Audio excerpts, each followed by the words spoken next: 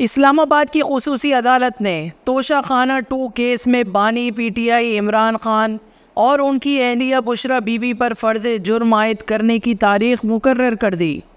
Special जज central Shahrukh Arjuman ने ज़मानत बाद अज़ गिरफ़्तारी की दरख्वास्तों पर अडियाला जेल में समाअत की।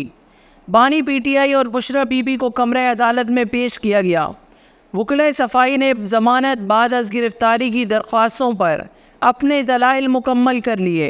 प्रोसिक्यूशन टीम की ज़मानत की दरख्वास्तों पर दलाइल मुकम्मल ना हो सके। प्रोसिक्यूशन ने दलाइल के लिए अदालत से मज़ीद वक्त मांग लिया। इमरान खान का कहना था कि हम इंसाफ चाहते हैं, जो हो रहा है ये इंसाफ नहीं। इलेक्शन से पहले 5 दिनों में 3 सज़ाएँ सुना दी गईं। बुशरा बीबी का इस केस से कुछ लेना देना नहीं, फिर भी जेल में हैं।